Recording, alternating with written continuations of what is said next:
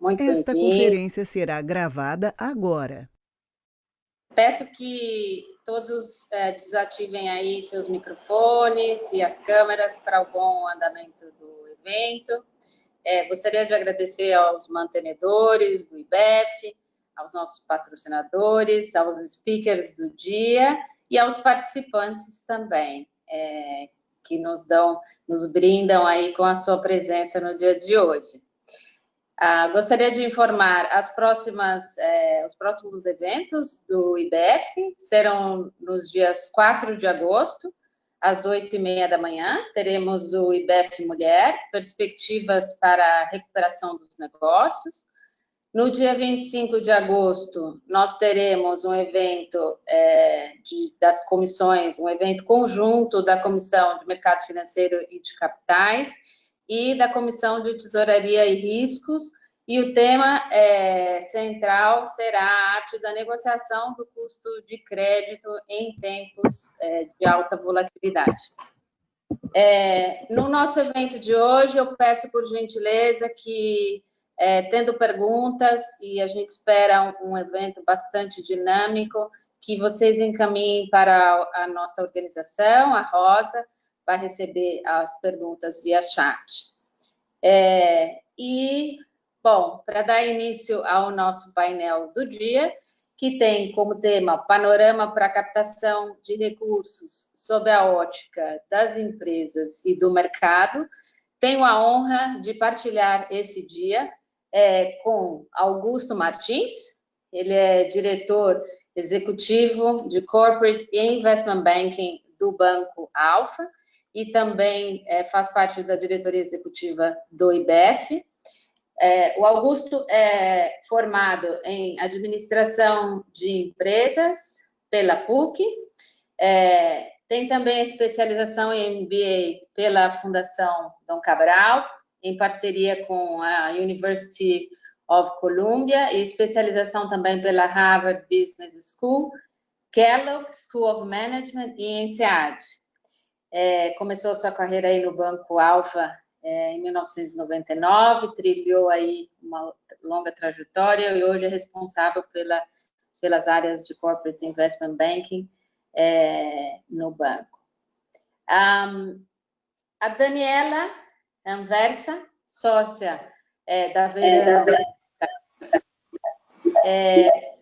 tem foco nas áreas de mercado de capitais e dívida, atua na abertura de capital de empresas, emissões de ações, bem como papéis de dívidas e estruturação de fundos. Antes de se associar ao Verano, foi diretora executiva do Banco Rabobank, o banco que tem origem holandesa, voltado ao agronegócio. Também trabalhou vários anos em um outro escritório de advocacia de renome, onde ajudou a desenvolver a prática de mercado de capitais. Ricardo Russo, formado pela PUC São Paulo, mestrado em Direito Bancário e Financeiro pela Boston University School of Law, sócio do escritório Pinheiro Neto desde 2009, atua na área bancária e de mercado de capitais de dívida. Atualmente coordena a prática de infraestrutura do escritório. Eu me chamo Rosângela Santos, sou conselheira de empresas, tenho uma larga experiência no mercado financeiro, em bancos internacionais, atuei aí em diversos anos nas áreas de finanças, gestão de risco, crédito e operações. E coordeno também as atividades da Comissão de Mercados de Capitais e Mercado Financeiro do IBEF. Bom, sem mais delongas, vamos iniciar o nosso painel. Irei passar aqui a palavra para o Augusto, que vai iniciar o nosso dia com um panorama amplo aí do cenário de mercado. Nós teremos, esse evento terá 2 blocos, esse inicial, onde os painelistas farão as suas considerações iniciais, e posteriormente a gente abre para as perguntas aí e vamos ter um evento bem dinâmico. Por favor, Augusto, está contigo. está no mute. Vamos lá, desculpa. Bom dia, obrigado pelo convite, parabéns ao IBF, tem feito uma agenda fantástica ao longo dessa pandemia, já vinha fazendo um trabalho muito bom presencialmente, né, com os nossos webinars e os encontros, cafés, presencial. Com a pandemia teve que se reinventar como todo mundo e tem feito uma agenda muito boa de forma digital, com painéis muito interessantes, com apoio das empresas mantenedoras, né, que fazem muita força ao IBF. Então, parabéns ao IBF e na tua pessoa eu parabenizo e agradeço ao IBF pela oportunidade. Agradeço também a Daniela Versa do Veirano, por dividir aqui conosco, e ao Ricardo Russo do Pinheiro Neto, muito bom. Eu participei, acho que, dos primeiros painéis no auge, no meio do furacão, sobre o impacto, né, como é que as empresas estavam se adaptando ao corona, ao Covid, acho que no final de março, começo de abril, bem no meio do furacão, e é muito bom ver como as coisas têm evoluído de lá para cá, óbvio, muita coisa chata e ruim acontecendo, com muitas pessoas sofrendo com o Covid, mas de uma forma geral, a gente percebe uma melhora gradual e cada dia a sensação de que as coisas estão se encaminhando, né? De novo, com muita restrição ainda, muita preocupação, mas de lá para cá, de um modo geral, o cenário e a percepção de risco e de atividade econômica das empresas vem cada dia recuperando e que isso é muito bom. Mas para passar um panorama geral, rápido, para também não tomar muito tempo, acho que o bacana desse modelo de live, desse modelo mais descolado, mais informal, é justamente a troca, né, de informação, o debate, a troca de experiência, interagir com todo mundo que está participando aqui conosco. De uma forma geral, o mercado vinha antes da pandemia operando de uma forma muito positiva, né? A gente tinha uma série de IPOs programados, mercado de renda fixa, as emissões caminhando super bem, em patamares, em níveis históricos de baixa, né? Com taxas muito baixas, muito líquido. Depois do final do ano passado, quando a gente teve a questão da precificação dos ativos do crédito privado, que deu uma secada no mercado, mas o fato é que a gente vinha num movimento muito bom, uma expectativa muito boa para os mercados, tanto renda fixa e renda variável, que eu acho que isso a Daniela e o Ricardo vão cobrir mais especificamente, mas com a pandemia, óbvio, como toda crise que se abala, e nesse caso foi uma crise mais estrutural, né? Ou seja, não foi uma crise de risco ou uma crise de crédito, foi de fato uma pandemia, algo que a gente tem pouco controle e pouco conhecimento como lidar. Os mercados, obviamente, como sempre acontecem, travaram.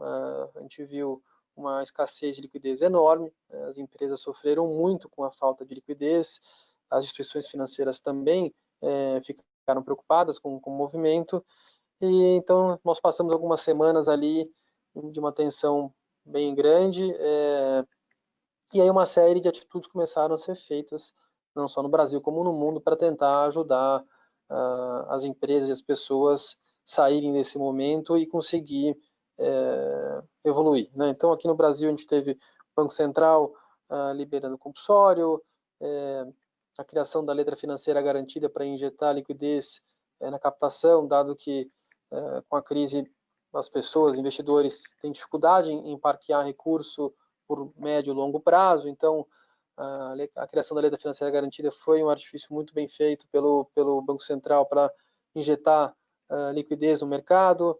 O BNDES entrou com o standstill, né, que é dar uma quarentena, dar um prazo, dar um waiver para pagamento das operações, para que as empresas pudessem se recuperar, uma série de auxílio como ajuda aos CPFs do governo, ou seja, de uma forma geral, uma série de medidas tentando aquecer um pouco o mercado e dar fôlego às pessoas e às empresas.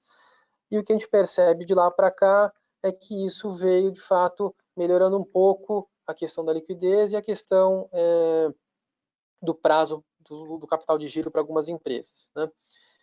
Obviamente, muitas empresas e muitos setores passaram e ainda passam muita dificuldade, né? Os setores que tem baixa adaptação ao modelo digital, ou então a um consumo que nesse modelo de reclusão ou de quarentena ele é pouco útil ou pouco necessário, de fato, tem sofrido mais, então esses setores têm apresentado um pouco mais de dificuldade. Depois veio a questão do IOF, que ajudou muito as empresas, a isenção do IOF fez com que as empresas tivessem mais apetite a olhar operações que não fossem apenas as de mercado de capitais, pela questão da isenção do IOF, também a gente ajudou, e aí começamos a perceber uma volta ainda incipiente do mercado de capitais, principalmente das empresas, obviamente, com risco maior, com risco menor, que tem acesso a um funding melhor, e aí essas empresas começaram a fazer captações não de longo prazo, como eram feitas antes da crise, captações de 5, 10 anos, mas mais curtas, justamente para que pudessem ajudar no capital de giro dessas empresas, né?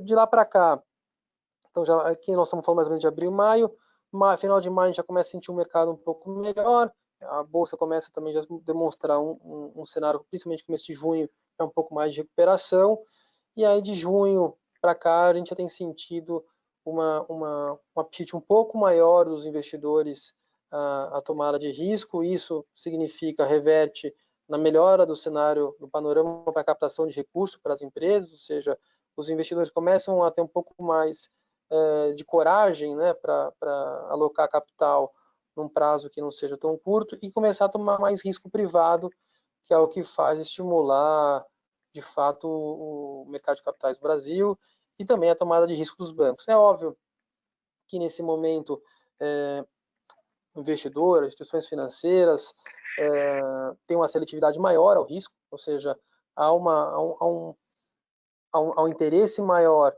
em você avaliar as garantias, e eu acho que também a gente pode usar as duas casas que são craques na formalização e nas estruturas jurídicas para isso, o Veirano e o Pinheiro Neto, mas de fato começou a voltar de novo o mercado a olhar as estruturas de garantia para passar um pouco mais de conforto aos investidores e às instituições financeiras, e a gente começa a ver a partir de junho, já no começo desse mês, os IPOs começarem a voltar, as divulgações de IPOs começaram a voltar, e confesso que essa retomada tem sido um pouco mais rápida do que nós aqui no Alpha imaginávamos, e eu acho que o mercado, de uma forma geral, imaginava, né? A própria Bolsa chegando ao patamar de 105 mil pontos de uma forma mais rápida que todo mundo imaginava, as emissões começam a aparecer, então a gente já começa a ver os CRIs voltando, as operações com 10, 15 anos começando a voltar, ou seja, de uma forma, acho que uma expectativa de tempo menor que todo mundo imaginava, o mercado começa a ter um pouco mais de coragem de novo e de começar a desenvolver a tomada de recursos. Então, de um modo geral, para não estourar meu tempo aqui, que eu já estourei, a gente percebe uma melhora no cenário. Se não vier algum fato novo ou uma segunda onda muito forte aqui no país, ou alguma coisa no mundo que impacte, a gente começa a perceber que esse cenário é cada vez mais de recuperação, ou seja, cada vez mais o panorama para as empresas tomarem recurso vai ser de uma forma mais razoável de se conseguir, com prazos um pouco mais dilatados, com custos menores. O spread, o custo das operações tem caído muito rápido. Se a gente olhar no auge da crise, pela falta de liquidez, o preço que as operações estavam saindo versus o que tem acontecido agora, obviamente, de novo, focado no bom risco, né? Ou seja, nas empresas que têm uma boa estrutura, uma boa estratégia para esse modelo, a gente tem visto uma queda muito rápida do preço das operações e uma maior oferta e uma disputa de investidores por essas operações. Então, de novo, se a gente não tiver nenhum fato que não esteja na mão, que a gente não esteja hoje tangibilizando ele, a gente acredita que provavelmente esse cenário de recuperação ele se mantém e que a cada dia a gente vai ter mais liquidez, o mercado mais forte, as empresas com mais facilidade para tomar recursos de forma mais barata, os investidores mais dispostos a alocar capital nessas operações, e aí esse panorama para captação tanto das empresas quanto do mercado vai cada vez se desenvolvendo mais e melhorando de novo de uma forma mais rápida que a gente imaginava, e a nossa perspectiva é que essa retomada, essa melhora de cenário se mantenha daqui para frente, com a ressalva apenas de uma grande segunda onda, algum fato que seja novo, né? Então, resumindo e fechando aqui, a nossa visão é positiva. Nós achamos que o mercado tende a melhorar dia a dia agora, retomando, e as operações voltem aos poucos normal, óbvio, a gente cuidando do isolamento de quem tem que ficar isolado, da seleção de quem de fato tem que ficar resguardado, mas aos poucos a atividade de uma forma geral econômica e as operações bancárias de mercado, etc., tendem agora a cada dia, como já vem acontecendo nos últimos 30, 45 dias, melhorar a cada dia. Desculpa, Rosângela, já vi que estourei aqui uns 3, 4 minutos e continuo aqui depois disponível para a gente seguir no debate. Mas acho que como uma introdução inicial, o panorama de fundo seria esse. Tá no mudo, acho que tem um áudio, Rosângela.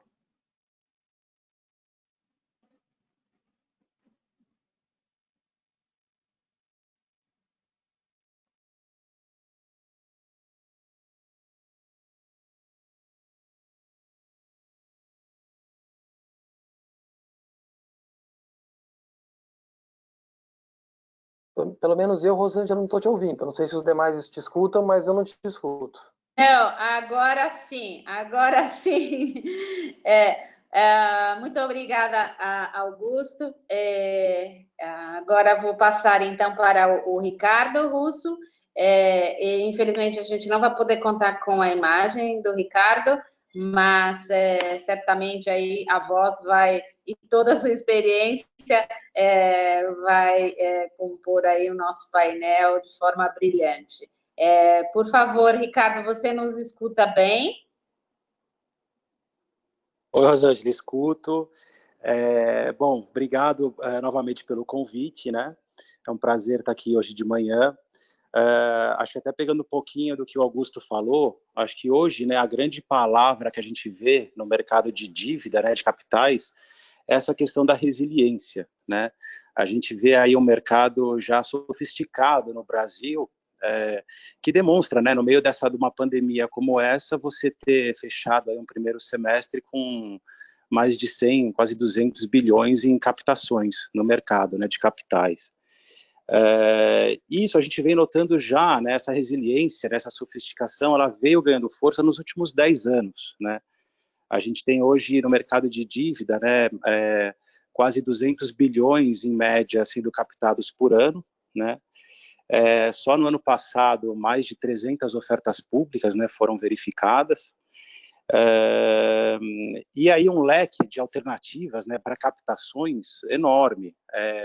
Na parte de dívida somente, com operações de debêntures, né, notas promissórias, letras financeiras, debêntures de infraestrutura, bonds, etc., né, no mercado externo, interno e local.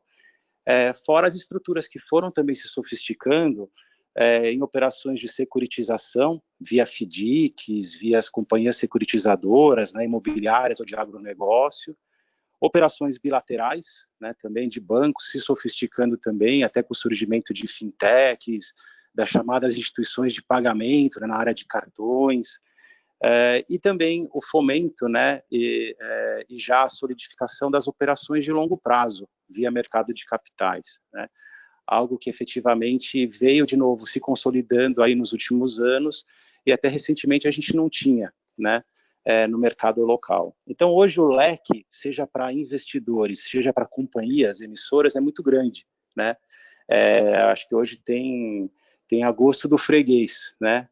Se é uma operação para capital de giro, se é uma operação com foco em refinanciamento, se é uma operação para fazer uma aquisição, né? Uma transação de M&A depois, ou uma operação de CAPEX, né? Ou para um projeto prioritário de infraestrutura. Hoje a gente tem aí diversos mecanismos à disposição, né? Dos investidores e das companhias para fins de captação. Isso tudo, na verdade, começou, se a gente olhar ou fizer um apanhado, a gente teve ali um período, né, de 2003 a 2008 no mercado local, em que a gente teve principalmente ali o quê?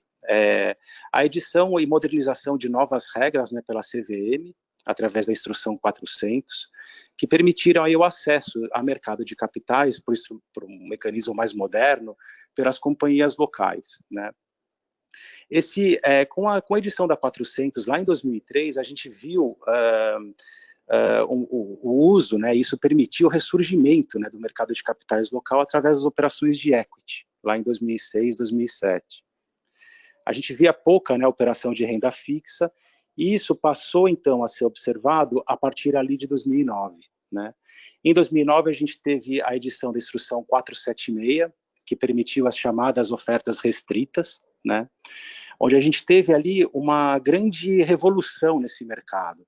Então, a gente teve ali bancos comerciais, né, que faziam operações bilaterais, passando a atuar nas operações como intermediários na qualidade de bancos de investimento, né, fazendo a aproximação das companhias com os investidores de renda fixa. Em 2012, a gente teve outra revolução nesse mercado, que foi através da Lei 12.431, né, que criou ali as debêntures de infraestrutura e permitiu a troca do BNDES, em certa medida, para as operações de longo prazo pelo mercado de capitais, e a possibilidade dos investidores comprarem títulos de longo prazo, né? E das companhias também, né, captarem, desde que elas tivessem projetos ali de infraestrutura, o CAPEX, para longo prazo. E a partir de 12 a gente começou a ver grandes operações, né, na área de dívida, operações em que a companhia efetivamente abria capital para captar, né, recurso, operações aí de volume acima de R$1 bilhão. Então a gente teve ali Vale, Petro, Algar, CCR, Rumo, todo mundo captando, além das operações 476 que continuaram também, e para as empresas médias e pequenas, em alguns casos, se tornou um mecanismo ótimo de captação. O que a gente notou, enfim, a partir de 2015, principalmente, foi também uma sofisticação, né, desse mercado. A gente tinha, de novo, operações bilaterais, né, num primeiro momento, depois uma utilização de ofertas restritas para operações usuais, às vezes para capital de giro, etc., refinanciamentos, depois essas operações mais de longo prazo, e começaram a ter, nessas operações, a sofisticação através de pacote de garantia, né, muitas vezes pacotes de project finance, né, em garantias em operações de mercado de capitais, né, operações mais recentes em que a gente teve, por exemplo, o compartilhamento de garantias entre o BNDES, né, que é um banco governamental, com o mercado de capitais, operações que contaram, recentes até, que passaram a contar, por exemplo, com o seguro de crédito, né? Ou seja, seguradoras dando seguro de crédito de default para os investidores de mercado de capitais, algo que também até recentemente sequer era pensado, né, para essas estruturas. E também, em alguns setores, a participação cada vez mais ativa de organismos multilaterais de crédito, né? IFC, o BID, mudando até um pouco da característica deles de atuação. A gente começou a notar em algumas estruturas em que, principalmente, por exemplo, na área de saneamento, na área de energias renováveis, de mobilidade urbana, a participação deles não como credores, né, mas como prestadores de garantia, né, de forma a fomentar a determinada estrutura ou permitir a captação por determinados setores que, às vezes, não têm um pacote de garantias tão atrativo, né. Então, acho que tudo isso veio nessa evolução, né, que a gente está vendo agora em 2020, né. Então, hoje, então, a gente tem como eu falei no começo, esse leque, né, de alternativas de captação, né, para as companhias, seja via mercado de capitais, seja muitas vezes através de estruturas mais bilaterais, mas mercado de capitais hoje está pronto, né, para oferecer diversos tipos de estrutura, seja para investidores, seja para as companhias, né, que sejam aí adequadas a seus interesses específicos, né. Mais recentemente, a gente também agora está notando, que é o tema agora, acho que da moda, né, cada vez mais um crescente com relação às companhias obterem para suas operações de dívida, ou os investidores demandarem, né, para suas aquisições, para seus investimentos em renda fixa, do selo verde, né, para as estruturas, ou seja, demandando projetos ou demandando compromissos das companhias para alocação de recursos com respeito a políticas socioambientais, né? Então a gente viu aí recentemente, por exemplo, a gente atuou na operação de Rumo, né, que captou via Green Bonds recursos para a ferrovia Norte-Sul e também fez uma oferta de debêntures de infraestrutura para isso. A gente viu ano passado uma oferta também de mais de R$ 1 bilhão da Neoenergia, né, que captou através de debêntures verdes recursos para projetos de energia renovável. O próprio BNDES, né, nós atuamos recentemente também, fez uma oferta de Green Bonds no exterior, em que a demanda superou absurdamente, né, a ideia inicial de captação, e o BNDES captou para alocar especificamente em projetos de energia renovável. Então, assim, esse acho que demonstra um pouco, né, o conforto que investidores locais e estrangeiros têm no mercado de capitais brasileiro, né, em que eu começo a permitir esse tipo de sofisticação já. Mais recentemente, no mês passado, a gente viu um decreto novo, né, que foi editado pelo governo, o 10387, criando aqui no Brasil o selo de projetos sustentáveis, né. Então, uma companhia hoje que quer captar, né, fazer uma captação no mercado e quer atrair um leque maior de investidores, ou quer dar uma roupagem diferente para a sua oferta, ela pode também obter, dependendo da utilização dos recursos, o selo de projeto, o selo de debenture, né, ou título de dívida sustentável, né, principalmente ali para projetos de mobilidade urbana, energia renovável e saneamento básico.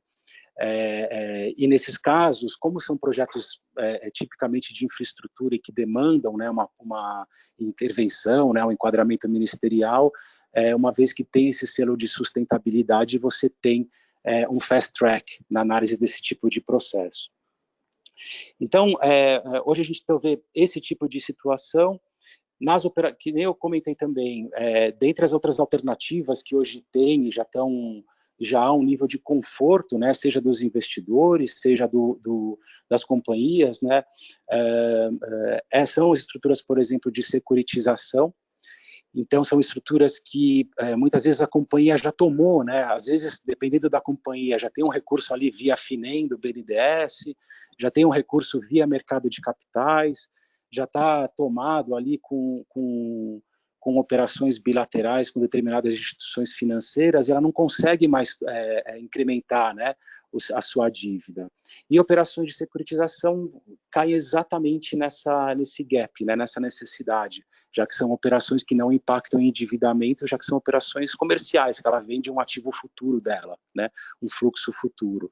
Então, a gente viu muito esse tipo de operação para as instituições aí de meios de pagamento, né, então, bancos emissores ou instituições de pagamento, né, essas novas fintechs que emitem aí instrumentos de pagamento, cartões, empresas de adquirência, grandes lojistas, né, montando essas estruturas com FDIC, além, obviamente, né, na área de real estate, na área de agronegócio, os CRIs e os CRAs, né, respectivamente, que também já estão bem consolidados já. E acho que, por fim, a gente tem que mencionar também a questão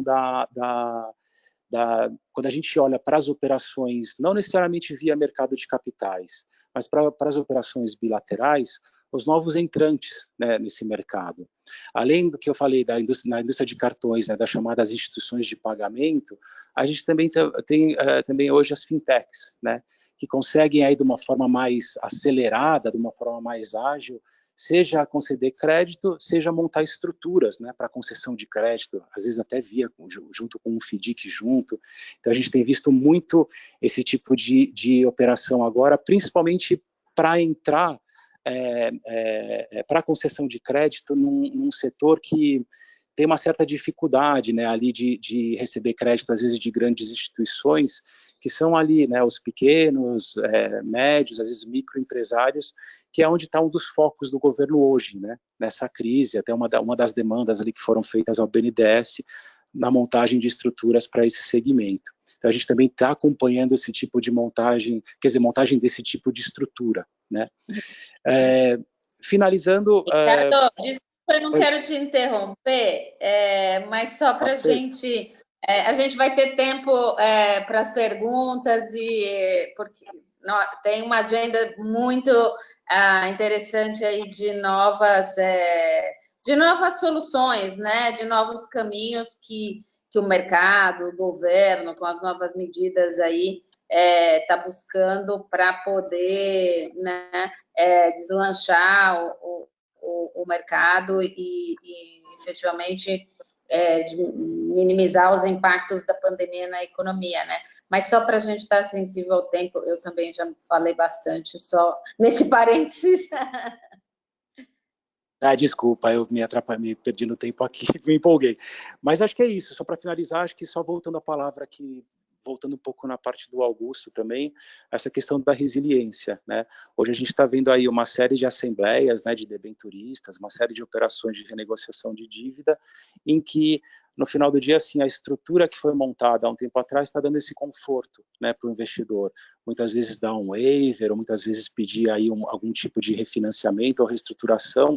Acho que a estrutura hoje, as estruturas que foram montadas são sólidas o suficiente para oferecer esse tipo de conforto hoje em dia. Então, acho que é isso. Desculpa aí ter passado do meu tempo. Obrigado. Não, ótimo, a gente vai ter mais tempo para conversar sobre as estruturas de dívida, né? Mas agora vamos escutar a Daniela, que vai nos colocar o panorama no mercado de ações, né? As operações aí com o mercado de capitais de ações. Por favor, Daniela. Obrigada, Rosângela, Augusto e Ricardo. Bom dia a todos, prazer estar aqui com vocês. Eu vou falar um pouco justamente dessas captações através de emissão de ações, os famosos IPOs, aberturas de capital e os próprios follow-ons, né, que a gente está vendo aí um mercado super aquecido. Acho que o Augusto deu um panorama aí geral no começo, a Bolsa batendo talvez em março, caindo 60, 65 mil pontos, e agora já estamos em julho, está em 105 mil pontos. O negócio realmente deu uma evoluída, cresceu. A gente também, acho que ninguém muito esperava que voltasse, que o mercado de IPOs e de abertura de capital voltaria tão cedo. Quando a gente olha para a lista de ofertas que estão sendo examinados lá na CVM, a gente se depara com uma lista de aproximadamente 30 empresas aguardando a tal janela vir aí para poder acessar o mercado. A gente sabe já de algumas empresas que, enfim, já estão em roadshow, que já estão acessando o mercado, ou seja, está tendo muita liquidez.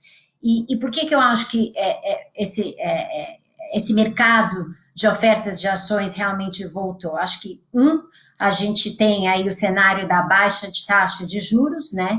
Enfim, o investidor está procurando alguma coisa mais rentável para o seu portfólio. A gente tem também um número crescente muito grande de pessoas físicas, investidores menores na Bolsa, então você tem muito mais CPFs na Bolsa querendo investir em papéis novos, e muita liquidez, né? Então, durante a pandemia, a gente viu aí muito trabalho de agências de fomentos, bancos centrais, enfim, pessoal realmente jogando dinheiro no mercado para estimular essa liquidez. O que é interessante dizer com relação a essas ofertas, eu atuo em abertura de capital já há alguns anos, e o que a gente tem visto ultimamente é a mudança, talvez, das estruturas, né? Antigamente, quando começou essa onda de IPOs e abertura de capital no Brasil, a gente via ofertas maiores na casa de bilhões, né? Ou eventualmente acima de 600, 700 milhões de reais, sendo que esse tipo de oferta sempre tinha um elemento de 70%, 75% de investidor estrangeiro participando na oferta. Ou seja, o grande bolso acessado mesmo era investidor estrangeiro. Isso mudou. O que a gente tem visto ultimamente são ofertas talvez menores, né, de monte menor, empresas menores acessando bolsos diferentes, que tipo de bolso?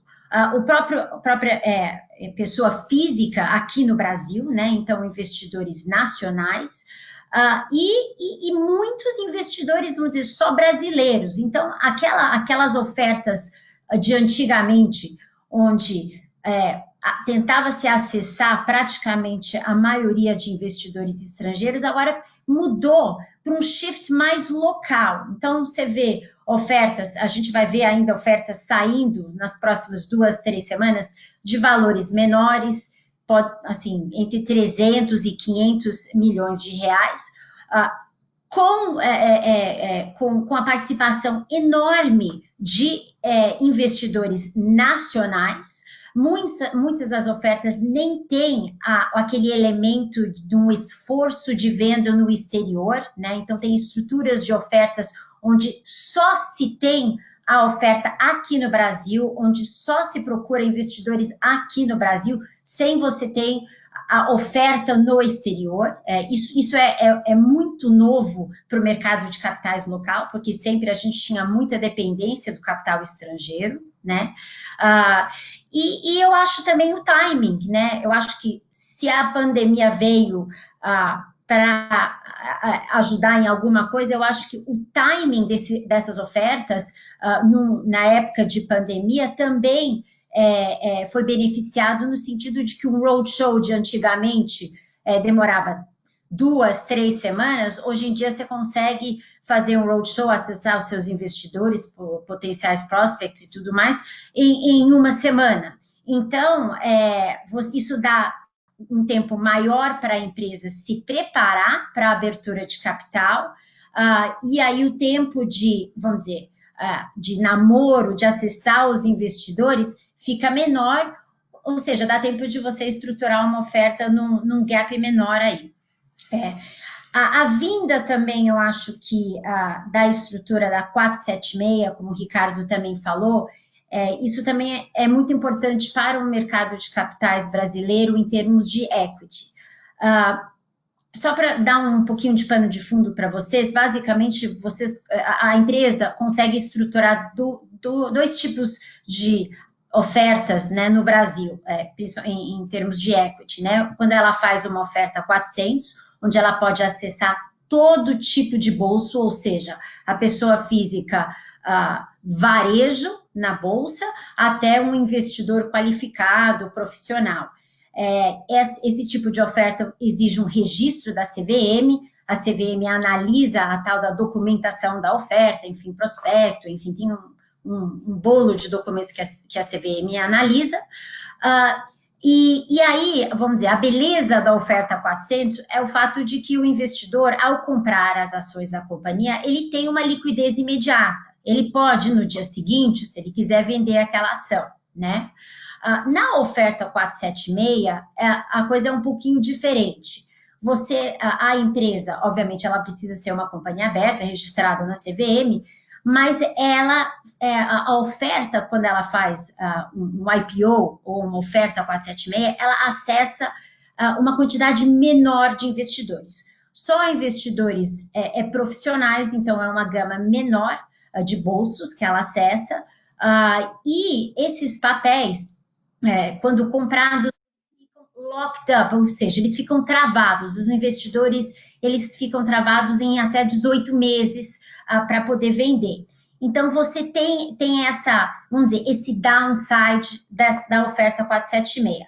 Mas, em compensação, também é uma oferta que não precisa passar pela CVM, então, é muito mais rápido de se colocar de pé, é muito mais fácil, e você acessa menos investidores, né? Então, eu acho que o que a gente vai começar a ver daqui em diante são ofertas IPOs, ofertas iniciais de ações reguladas através da 476. Isso também é uma inovação muito grande para o mercado de capitais brasileiros, né? Eu acho que, basicamente, em termos de equity, é isso que eu tenho a dizer. A gente tem aí inúmeras ofertas sendo analisadas pela CVM, outras que estão para sair que não estão sendo analisadas pela CVM, justamente por serem ofertas 476. E a gente está bem animado aí com essas ofertas e com o aquecimento do mercado de equity. Legal, muito bom, muito bom. Bom, então vamos iniciar aqui com as perguntas. Eu vou puxar a fila aqui. Nesse cenário aí que foi descrito pelos três, né? Vou puxar aqui uma pergunta para a gente compartilhar aí as visões dos três aspectos, dos três ângulos aí. Olhando as estatísticas de fato da Ambima, do volume de emissões que nós tivemos no primeiro semestre, a gente vê um volume total de 150 bilhões, né, no mercado de capitais, comparado ao ano anterior, tem uma redução aí de 15%, mas quando a gente olha esse mix de renda variável e renda fixa e os híbridos, a gente vê que a renda variável teve, na verdade, um crescimento de 53%. Então, chegando aí dentro dos 150 bi, 36 bilhões no primeiro semestre de renda variável, sem contar o mês de julho, né? Que o mês de julho tem novas operações, dado aí a retomada dos mercados que a gente está vendo, esse número deve ser ainda, tem uma tendência, bom, mas que aí eu vou deixar para vocês comentarem. Mas esse mix é uma mudança, a redução da renda fixa, né? E a tendência de alta na renda variável é uma mudança cultural grande, né? Reflexo do que vem das mudanças estruturais na economia, essa baixa de taxa de juros. E do lado das empresas, a abertura de capital no Brasil, o número de empresas, a gente sabe o número de empresas listadas na Bolsa no Brasil, comparado a outros países, ele ainda é um número relativamente pequeno, né? A gente está falando de um índice de valor de mercado das empresas versus o PIB de 50%. Esse número em outros países, ele é bem maior do que 100%. Nos Estados Unidos, ou mesmo se a gente vê na América Latina, a gente tem índices de Chile que beira 90%. Enfim, mas é uma mudança cultural muito grande. Como é que vocês percebem, então, nesse momento, aí na pergunta, essas mudanças culturais, à disposição das empresas, aí, acessando o mercado de capitais por renda variável, os desafios das empresas e por outro lado, aí o mercado de renda fixa que vai ter maiores desafios também para atrair investidores, porque o nível de risco e o retorno do upside da renda fixa, comparado às oportunidades da renda variável, quando o investidor olha isso, talvez, particularmente a pessoa física, né? Mas aí Augusto, se você quiser começar a comentar da sua perspectiva esse cenário. Tá bom, posso iniciar assim. Bom, eu acho que é uma conjuntura de fatores, Rosângela. Primeiro, obviamente, nós temos um desenvolvimento desse mercado, independente da pandemia, principalmente, eu acho que um trabalho, uma influência muito grande dos agentes autônomos, as corretoras independentes, etc., que pulverizaram esse mercado, né? Então, tem uma série de pessoas físicas que não olhavam e não tinham conhecimento ou acesso a esse mercado, e com a questão dos agentes autônomos e das corretoras, eu acho que isso, a gente teve um movimento grande no Brasil em relação a isso nos últimos anos.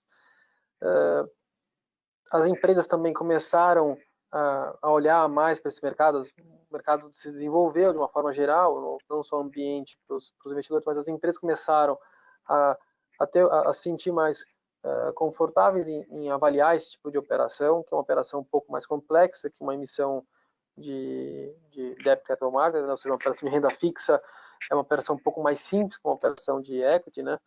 Então as empresas e os executivos da área de finança começaram a a ter um pouco mais contato com esse tipo de operação, e a gente começa a olhar, antes esse mercado era um mercado mais restrito no Brasil, somente as grandes empresas, né? A gente começa a ter um desenvolvimento desse mercado com empresas de porte não tão grande, que começam a ter coragem ou no novo mercado, a olhar isso com um pouco mais de profundidade. Então, o primeiro ponto, acho que é um desenvolvimento do mercado para as empresas, ou seja, as empresas tendo um pouco mais de confiança em olhar isso, em paralelo com o acesso, que eu acho que a Daniela apontou super bem, que são as pessoas físicas e local, né? Antes o flow dessas operações, a grande maioria para as grandes emissões vinha de fora do país, de investidores internacionais, institucionais de fora.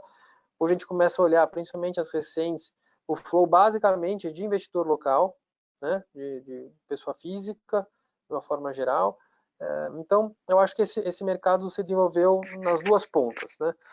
A preocupação que nós temos é o quanto esse investidor tem conhecimento do que faz, né? Então, nós vimos uma onda, muita gente pegou o boom da bolsa até os 120 mil pontos, né? Muita gente que entrou vendo só o lado do copo cheio, que acontece e que faz todo sentido, que esse é o charme da operação, né? Você conseguir analisar risco e operar nesse mercado, mas muita gente a gente viu que fez de forma desavisada e talvez sem conhecimento estava fazendo. Então, cabe a nós também essa preocupação com a educação financeira, principalmente das pessoas físicas menores, que têm um pouco acesso, para que a gente tenha um movimento saudável e não pontual, ou seja, que a gente continue evoluindo dessa forma. Mas a nossa visão é positiva, sim. A gente percebe que esse mercado está muito mais envolvido, que as pessoas físicas estão se interessando mais, principalmente os jovens que estão nascendo nesse mercado de juros baixos, que não conheceram a Selic de 14, 16, quase 20 que a gente chegou, então que nasceram já nesse mercado de ter que poupar e alocar recurso num cenário de juro baixo, não tem muito caminho, então tu tem que se interessar pelo assunto. Então, é positivo dessa forma que a gente consegue ver esse mercado mais desenvolvido. E, obviamente, tem uma componente aqui que é fundamental, que é o juros baixo, né? Que é na Selic, nesse patamar ao redor de 2%, as pessoas que queiram um pouco mais de retorno sobre o teu capital e que querem um crescimento maior, e aí geralmente são os mais jovens que estão formando patrimônio, etc., vão ter que ir para a renda variável enquanto esse cenário permanecer, que é a visão, acho que de uma forma geral do mercado, que isso não deve mudar no curto, médio prazo. Então, tem de fato um caminho mesmo para a renda variável como geração de alfa, né, como geração de crescimento dos seus patrimônios. Então, é uma conjuntura de fatores. Primeiro, o mercado se desenvolvendo, as empresas mais preparadas, com mais apetite, empresas menores olhando para esse mercado, os executivos de finanças mais preparados para isso. 2, as pessoas físicas com um bom trabalho dos autônomos e das corretoras independentes, junto com os bancos de varejo e mesmo os privates, mas aí já é um mercado desenvolvido, mas de uma forma geral, desenvolvendo as pessoas físicas para isso.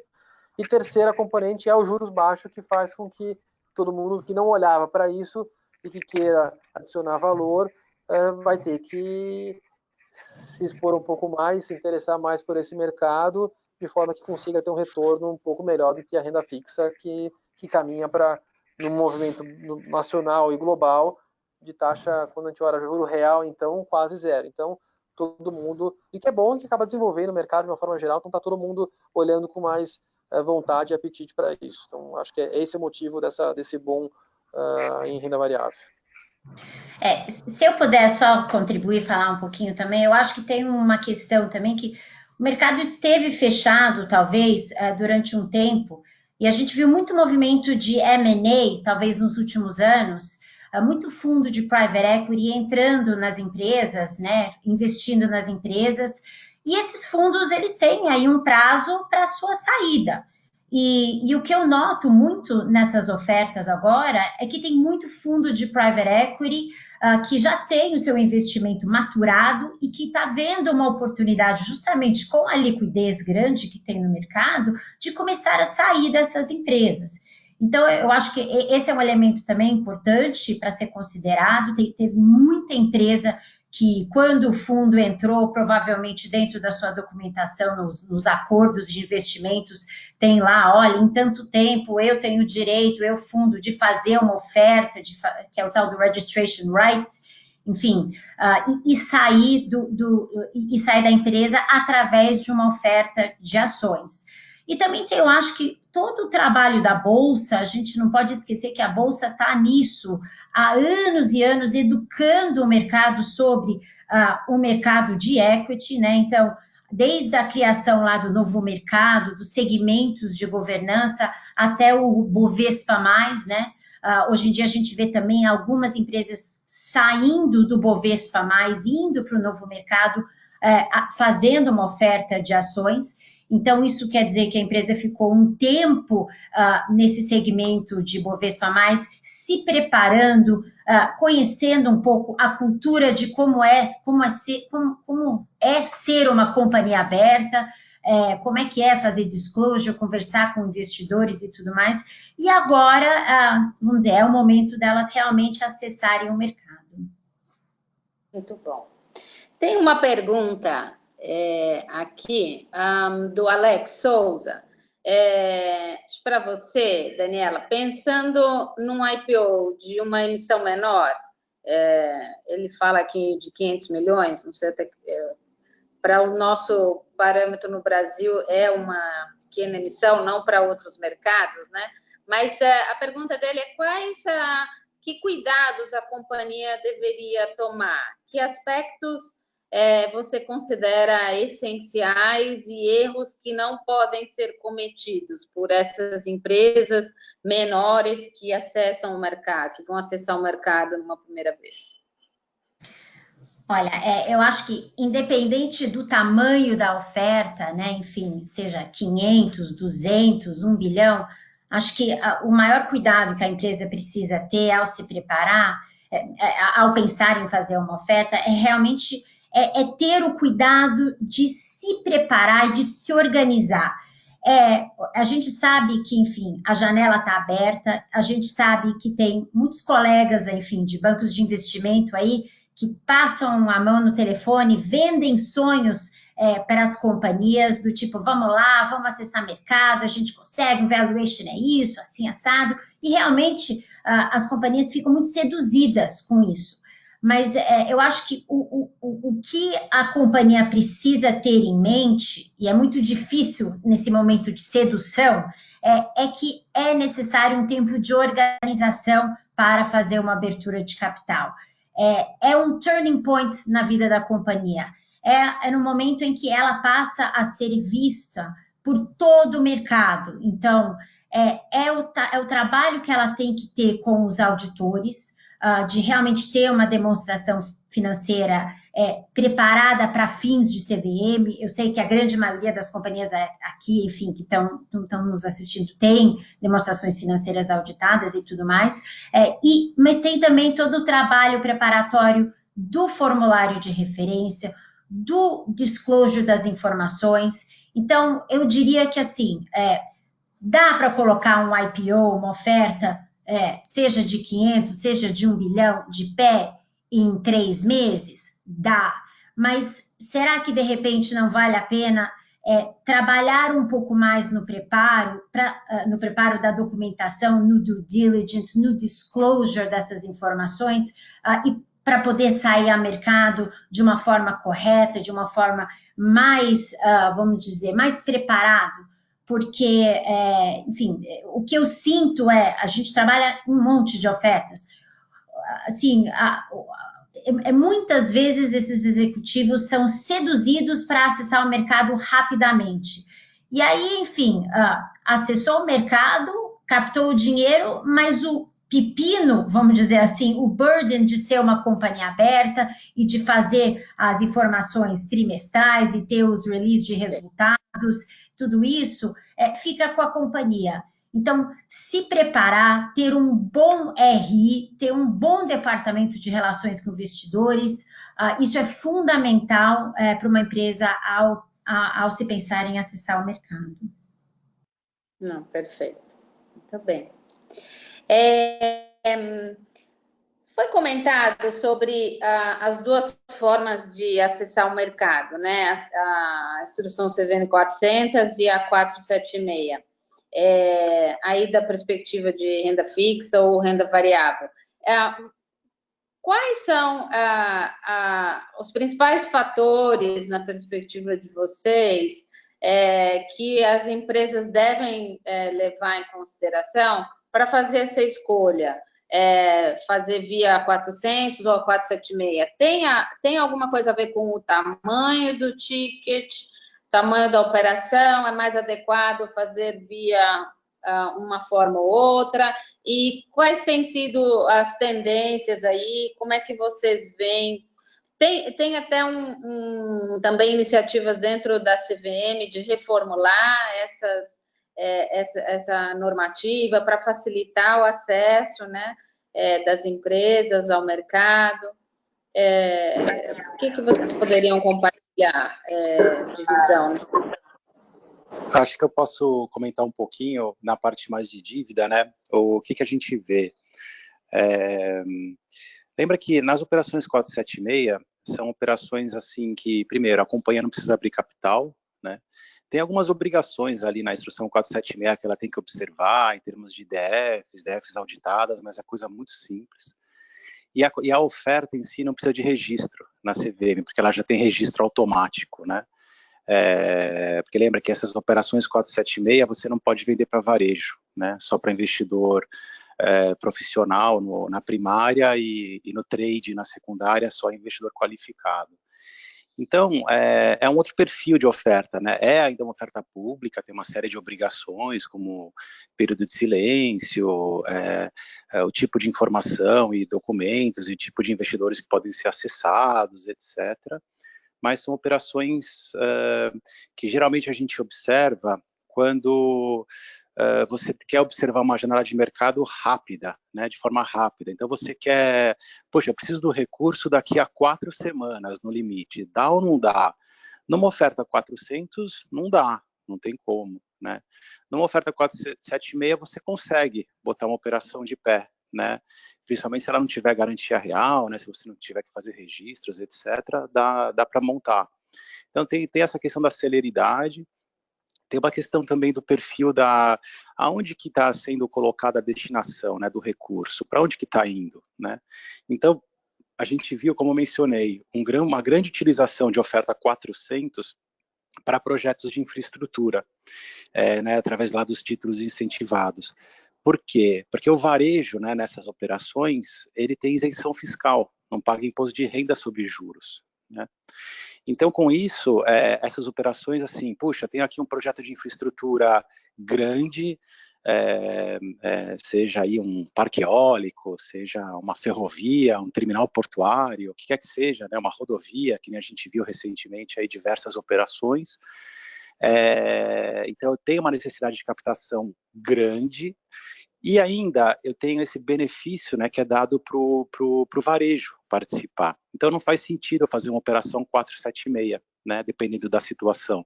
Se eu não tenho investidores suficientes, ou se eu quero realmente colocar as debêntures para serem registradas e depois serem tradeadas lá na B3, é um mecanismo que funciona, né?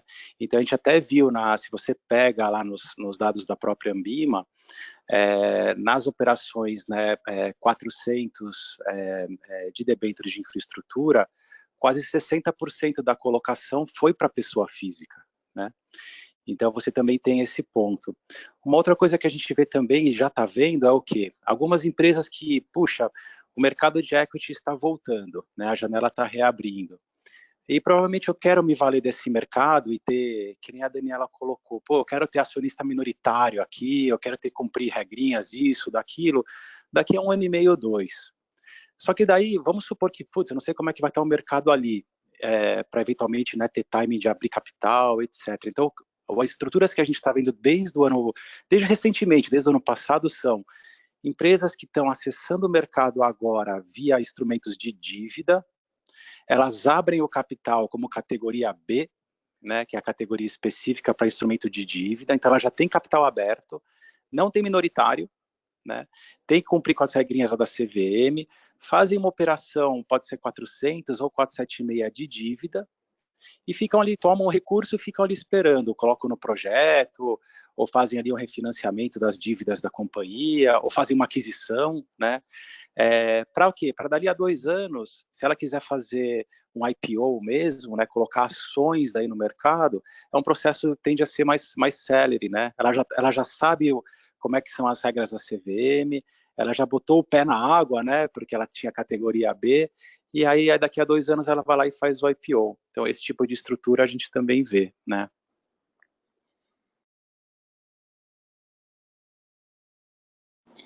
Ok. Você quer comentar mais alguma coisa, Daniela?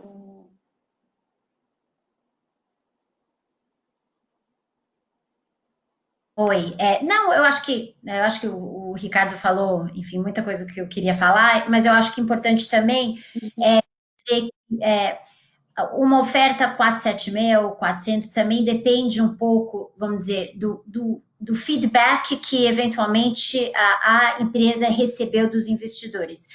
Quando uma empresa resolve fazer uma abertura de capital, ela também faz com os bancos uma espécie de um non-deal roadshow ou de um pilot fishing, né? Que vamos dizer, é um testar as águas, vamos dizer assim. Então, existe aí uma apresentação para diversos investidores, né, que o banco de investimento leva a companhia para se apresentar, e eu acho que o feedback que esses investidores dão para a companhia e para o banco de investimento, e os coordenadores que estão aí trabalhando na oferta, também ajuda muito a definir a estrutura da oferta.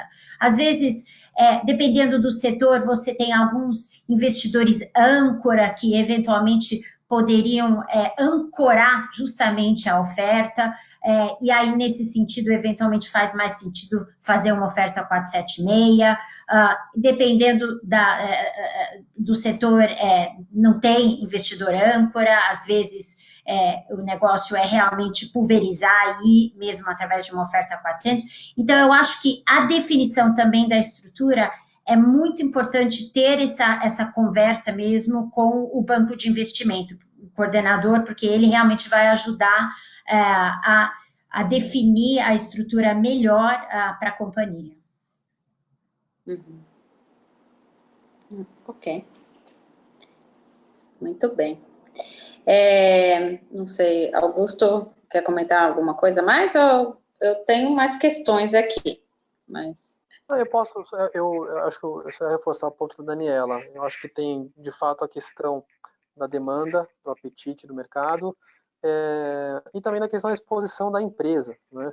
Óbvio que as empresas menores ou as empresas que têm uma curva não já feita em renda fixa ou mesmo em IPO, elas têm uma dificuldade maior, obviamente, numa emissão grande, numa emissão 400, porque geralmente é uma emissão mais pulverizada e que a publicidade, ou seja, o quanto essa empresa ela é conhecida no mercado e perante os investidores, dado que você vai acessar vários bolsos de uma forma mais, entre aspas, varejada, eu acho que é muito determinante para entre as duas operações, óbvio, além de tudo que o Rusto já comentou sobre as estruturas, a facilidade, o modelo da operação, a questão da publicidade e quanto essa empresa é uma empresa conhecida ao investidor, de modo que ela vai conseguir capturar o benefício da 400, que é você conseguir pulverizar e ter uma oferta mais diversificada na captação. Então, eu acho que esse ponto dela é super importante e geralmente é o que,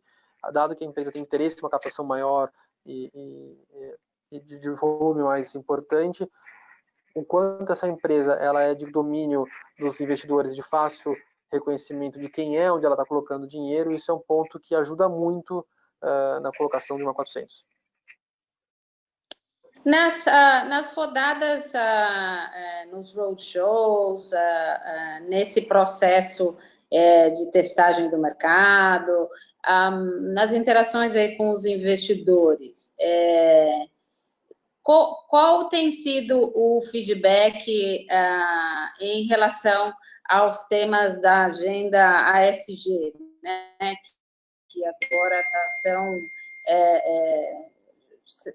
é reconhecido por ser relevante já há bastante tempo, mas ganhou destaque maior, em particular agora na pandemia, né, que demonstrou quão conectados nós estamos, tá certo?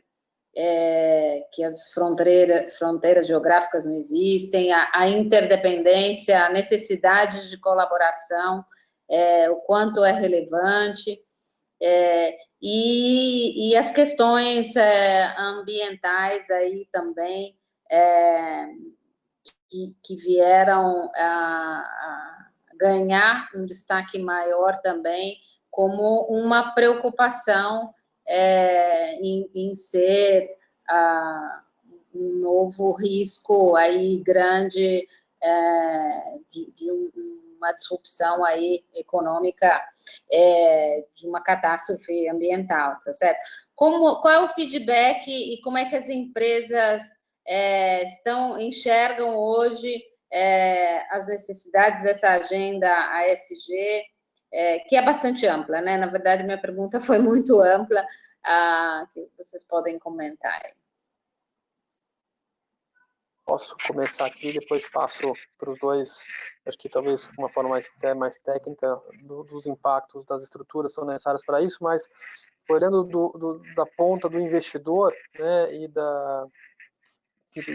dos agentes de uma forma geral, essa é uma agenda que ganhou muita força recentemente, ela já vem sendo discutida nos últimos anos, mas é impressionante como isso nesse ano ganhou ainda mais força. Acho que até hoje, não me lembro se foi no Valor ou no Estadão, tem uma notícia importante de que as assets e os gestores estão cada vez mais se atentando a isso, pela demanda internacional dos investidores para esse aspecto. A questão do Green Bond agora, das emissões, tanto fora do Brasil, mas como local, incentiva ao selo verde, ou seja, essa é uma agenda que eu não tenho dúvida que veio para ficar e vai ser cada vez mais relevante com toda a conversa que a gente tem, seja com contrapartes ou com investidores, há uma preocupação para isso, então a gente deve ver uma série de produtos criados, os bancos têm anunciado, as gestoras têm anunciado uma série de produtos nessa linha, benefícios para esse tipo de produto, seja do ponto de vista de taxa de juros para tomada de recursos, seja em taxa de administração para os produtos de investimento. Então, Rosângela, eu acho que é uma agenda muito forte, que ela está em pauta e não acho que é moda. Eu acho que é uma agenda que veio para ficar e cada vez vai ser relevante. E, de novo, esse investidor, o novo investidor, a safra nova aí dos consumidores e investidores, eles têm ainda mais uma percepção a isso, e é mais sensível ainda a essa nova geração, que é muito bom, essa preocupação com esses três temas é muito latente, quando a gente percebe, principalmente com investidores de private aqui do Alpha, mais jovens, isso é uma preocupação constante, e acho que isso vai ser cada vez mais presente nas estruturas, os incentivos cada vez mais vão ser claros e nítidos para esse tipo de preocupação. Então, não acho que é modismo, e sim é uma tendência que vai ser cada vez mais natural nas nossas estruturas e as empresas, CFOs, etc., cada vez mais vão ter que se atentar a essa pauta, porque, de uma forma geral, stakeholders, a cadeia de uma forma como um todo, vai estar observando e dando valor e benefício a esse tipo de agenda.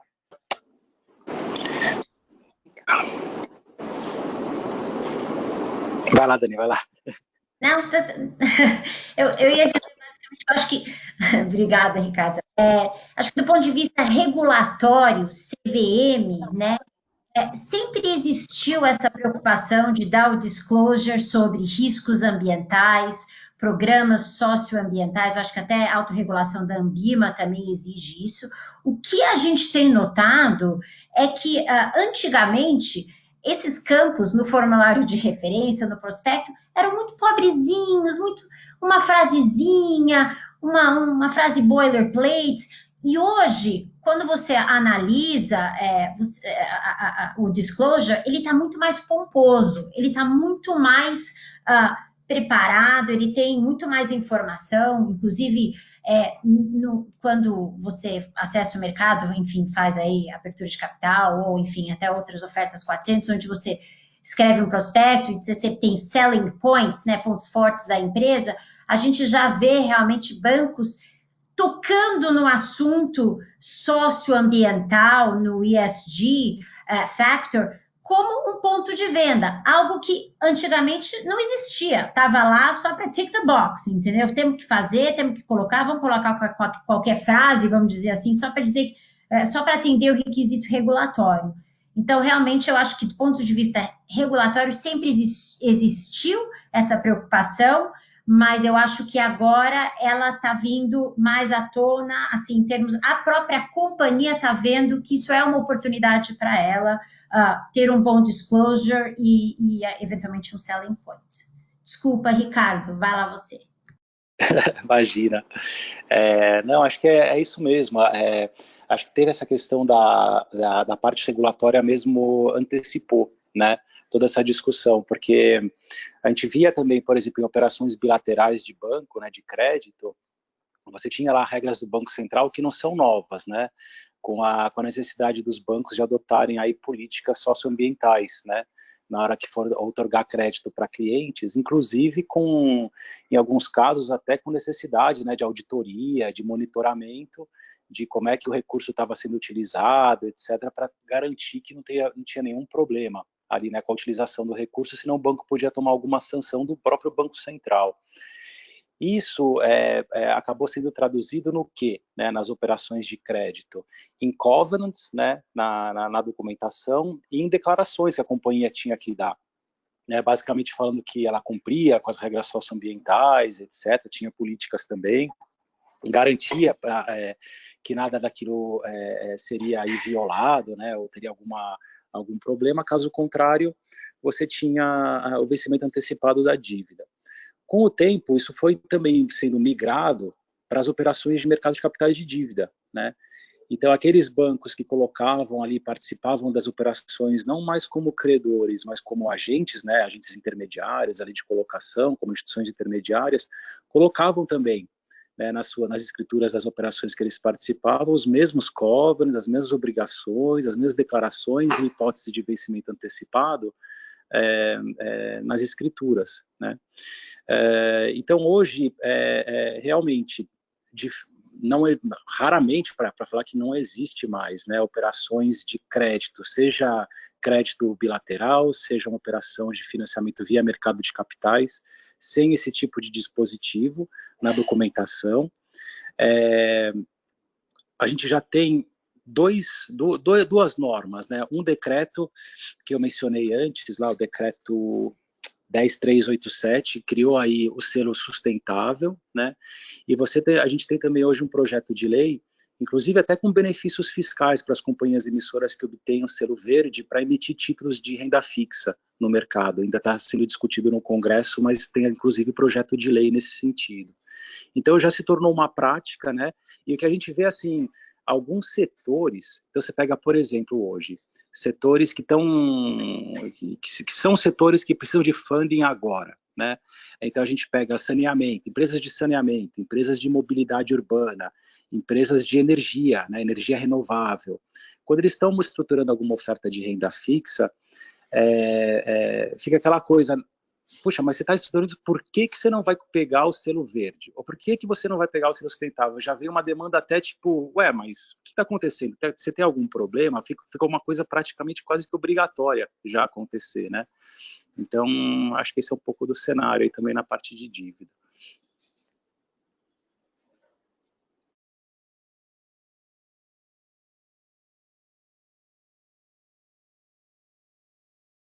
Acho que você está no mudo, Rosângela.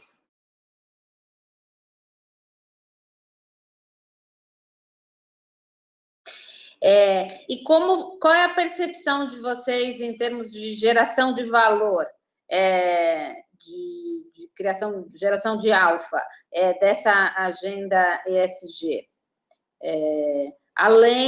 Para além do aumento de demanda, né? há também tem uma pergunta aqui do Marcelo Gama nesse sentido, se vocês entendem que há uma geração de alfa dessa agenda.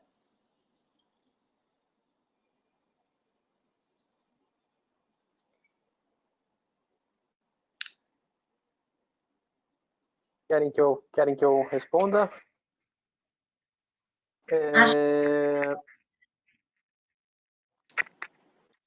Eu não sei se eu entendi corretamente a pergunta dele, tá, Rosângela? Mas quando ele pergunta sobre a profundidade da demanda, eu acho que, do ponto de vista de appeal da emissão, né, cada vez mais as emissões que levem esse selo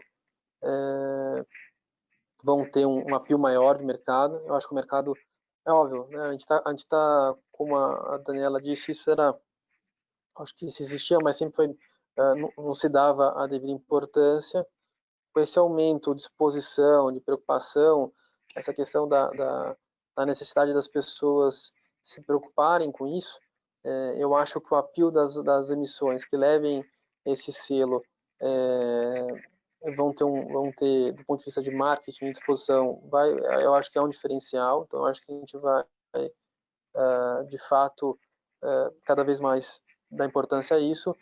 Agora, sobre a questão de gerar alfa, se for do ponto de vista, talvez, de uma taxa um pouco mais baixa para captação, eu acho que ainda o impacto ele não é relevante, mas eu acho que é uma tendência muito clara do mercado dar desconto para isso, ou seja, dos investidores entenderem que essas emissões devam ter um benefício, não só dos aspectos tributários e legais, mas eu acho que a gente caminha para uma conscientização, óbvio que ela vai ser gradual e eu acho que não vai ser de um dia para o outro que o fato de você ter um bond emitido com esse selo faz com que você tenha uma redução drástica nos custos, mas eu acho que é uma tendência de cada vez mais os investidores darem valor a isso, então, por consequência, isso ter uma redução nas taxas e nos custos, não só do ponto de vista legal ou tributário,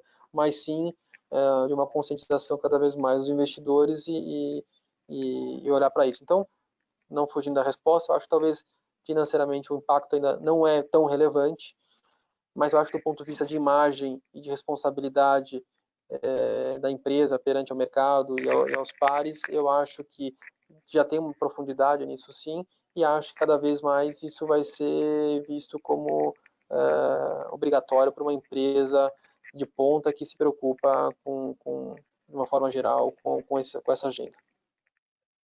Talvez essa percepção de custo bem de curto prazo, né? Mas com a perspectiva de longo prazo, dentro os próprios princípios da agenda ESG, que a gente fala essas letrinhas que significam tantas coisas, né? Como princípios de geração de valor de longo prazo, né? Semana passada saíram algumas matérias bem interessantes no Valor sobre esse tema. Um deles fala sobre um livro que saiu que se chama o Green Swan. A gente falou bastante no tempo da pandemia do Black Swan, né? E foi lançado recentemente esse livro, o Green Swan. Os autores são diretores do BIS, que são, né, que é o Banco Central dos Bancos Centrais. Então, eles,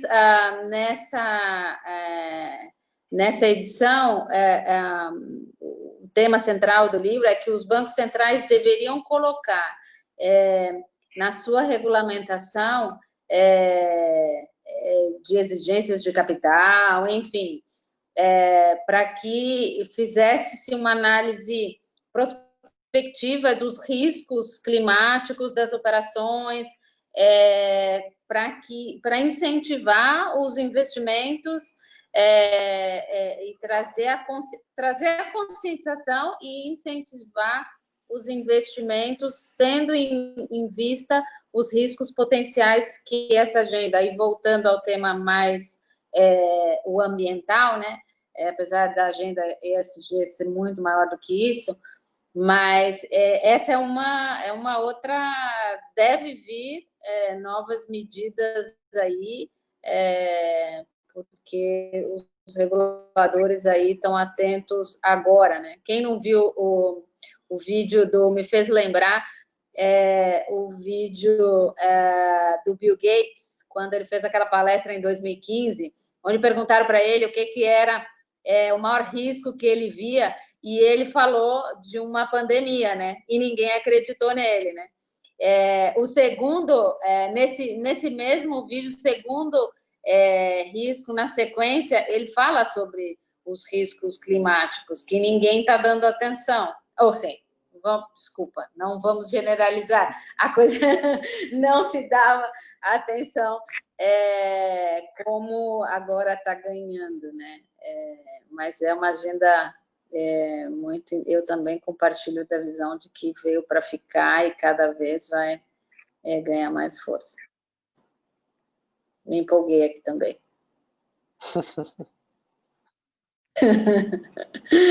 Daniela, você quer comentar alguma coisa? Você ia comentar, eu não? Tá. Tem uma pergunta, eu queria que a gente falasse agora, tentar direcionar um pouco sobre as PMEs, esse público. Vamos falar um pouquinho mais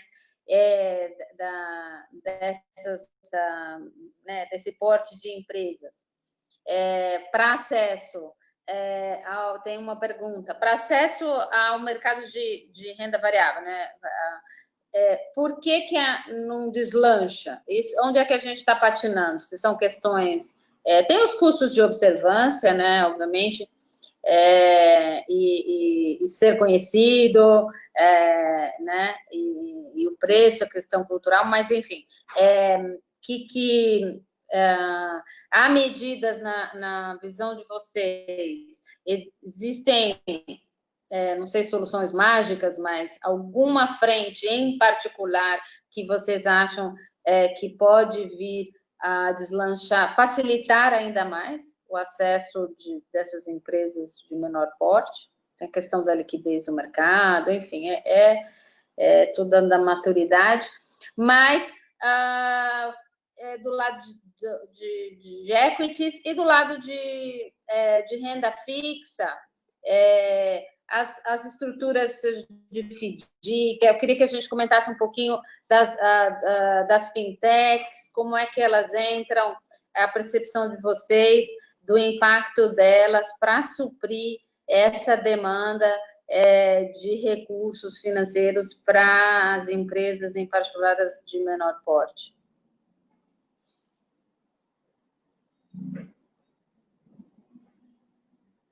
Quem quer comentar primeiro? Daniela ou...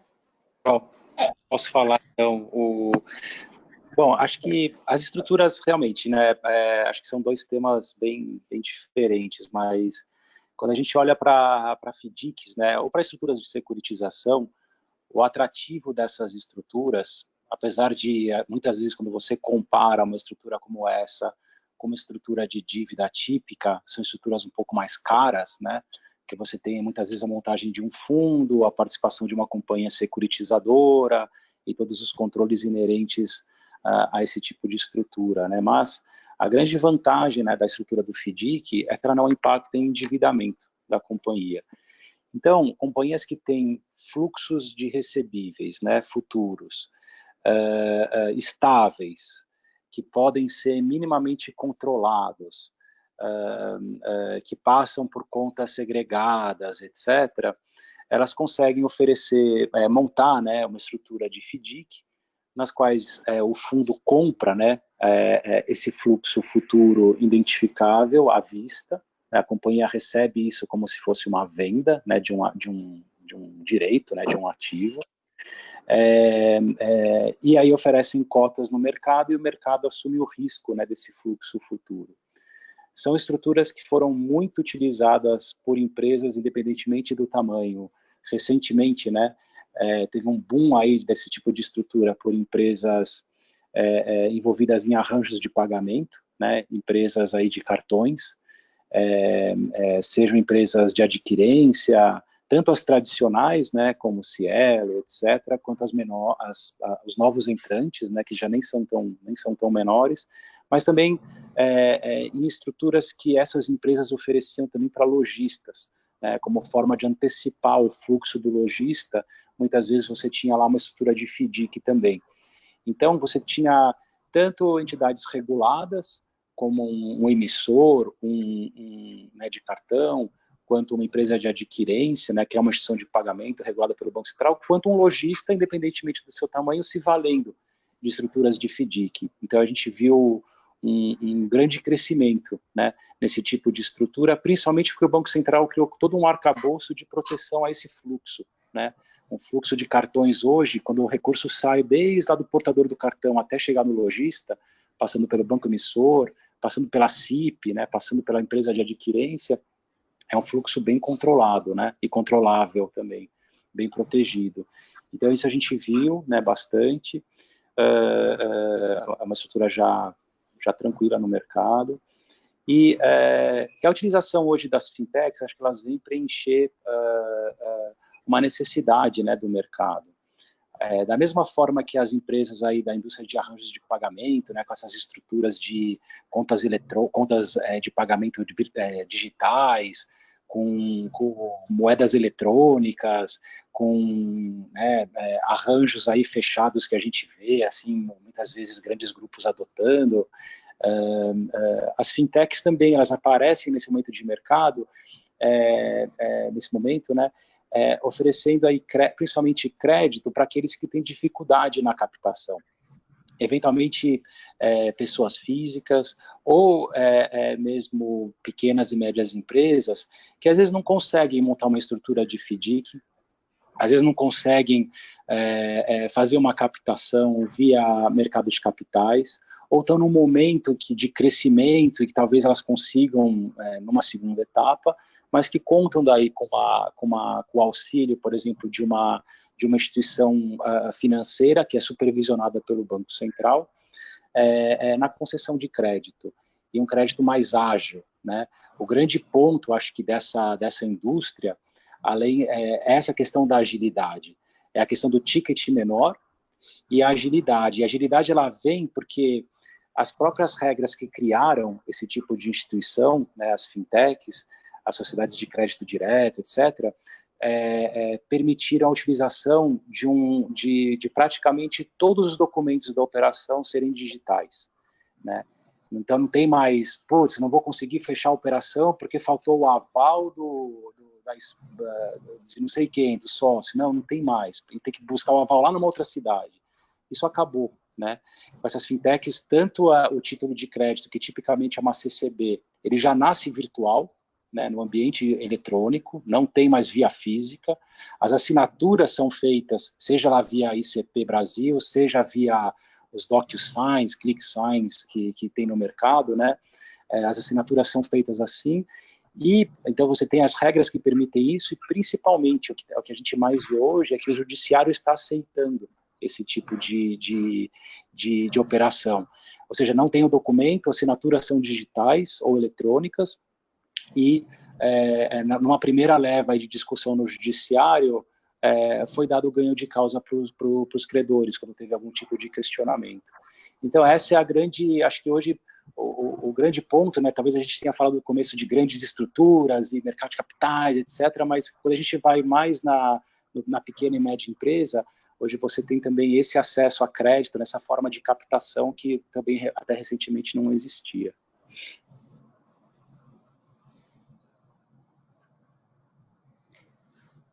Rosângela, eu não sei se eu posso contribuir, eu acho que em termos só mais em termos de equity, enfim, como que uma PME consegue acessar o mercado de equity?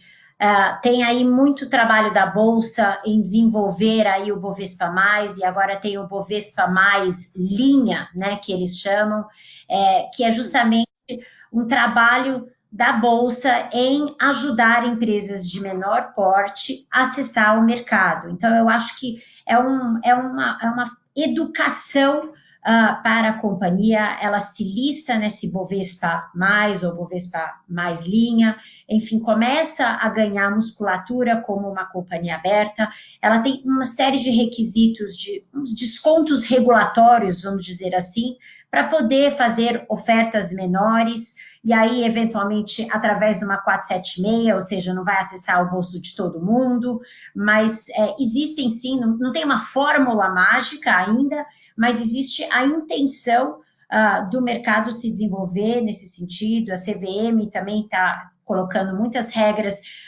em audiência pública, e a gente tem aí regras de crowdfunding, por exemplo, acho que é um outro mundo, aí a gente podia um dia fazer, enfim, eventualmente um outro webinar sobre isso, mas tem outras formas de captação de recursos para PMEs regulados pela CVM e que o pessoal está se utilizando. Só para fechar, Rosângela, eu acho que também tem uma recomendação, que é uma lição de casa também importante por parte das empresas, né, de tratar a questão da governança,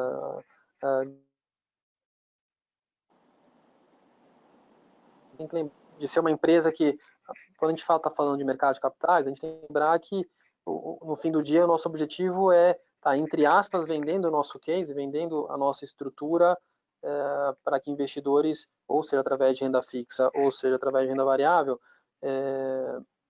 tenham interesse, né, em pegar um pedaço dessa emissão. Então, eu acho que também tem uma lição de casa das empresas, que a gente vem percebendo cada vez mais nas PMEs um esforço e uma profissionalização, né, uma sofisticação das estruturas, que é isso que vai dar sustentação para uma emissão, mesmo que seja inicial, pequena, etc., mas que quem olha de fora essa empresa perceba que tem uma governança instaurada, tem uma estrutura instalada, que passe conforto ao tomador de risco a participar dessa emissão. Muito bem. Bom, já que estouramos até em 5 minutos no nosso tempo, uma pena, poderíamos aqui continuar essa conversa.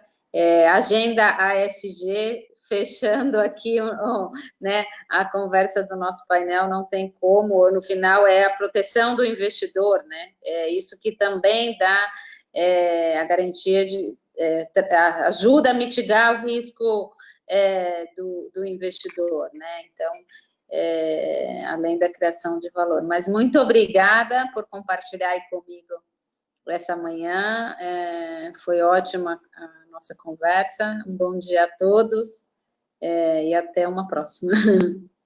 Bom dia, obrigado. Obrigado a todos. Obrigada, tchau. Obrigada, tchau, tchau.